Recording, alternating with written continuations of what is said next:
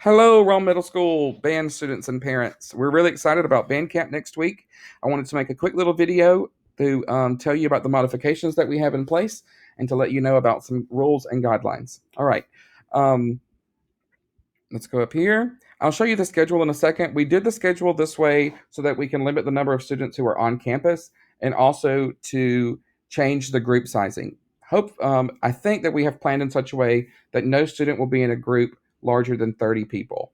And we're going to be in very large rooms, so we will be able to physically distance safely. Every year we have parents of percussion students who are confused about the percussion process for the middle school marching band. For percussion, students may not necessarily be placed on the drum of their choice. So you may have your heart set on playing snare drum, but that might not happen this year because we're going to put the students with the best skills on snare drum on snare drum. So percussion students will try out several different instruments, and then Mr. Williams, who is the seventh grade band director and an outstanding percussionist, will then place the students where he believes they'll be most successful. But during the school year, you will get experience on all of the percussion instruments from mallets to snare, all the little toys and cymbals. So you have that to look forward to. One thing that is different, this says you will be asked to wear a face covering. That is no longer an ask. You will wear a face covering or you will be asked to not show up. You have to wear a mask at all times, a face covering at all times. Percussion at all times, period, end of sentence. For wind instruments, you will wear a face covering when you're not playing your instrument. So that might mean if the instructor is working with one student, you cover your face. If the instructor is working with another group of students besides your group, you cover your face. We need to keep that in place at all times and get used to it because that's how school is going to look when we go back in August. Physical distancing will be in place as space allows. As I've said, we've chosen the largest rooms on campus. We're going to do our absolute best to keep the students 6 feet apart at all times. Students, do your part. There are no high fives. There are no hugs. We have to maintain our distance so that everybody can remain safe and healthy. In that vein, we ask for no one to eat lunch on campus if at all possible.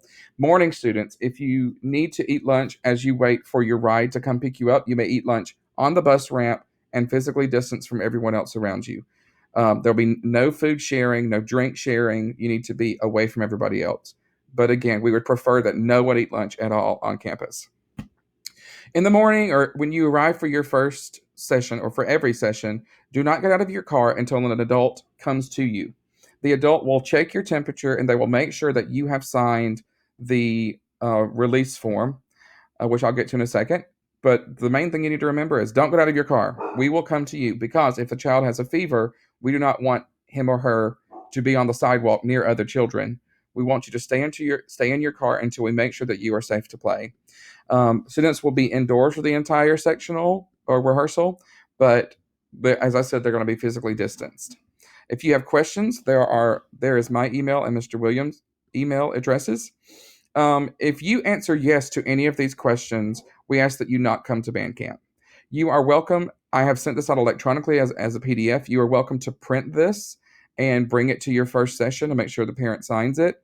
Or I will be producing a Google form that you can answer these questions and electronically sign that you understand all of these things about Bandcamp. All right, here is our plan for the week.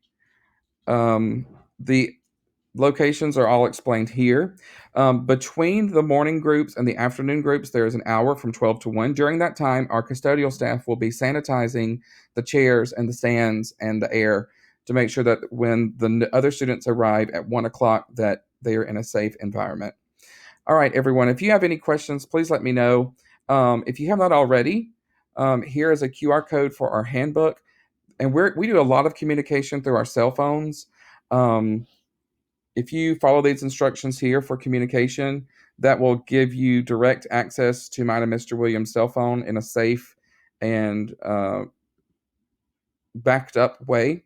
So please use that. Also on Facebook, there is a parent group called the Wolf Den for Rome Band Boosters. We encourage you to join that so that you can get all the information there. If you guys have any questions, please let us know and be safe. See you Monday.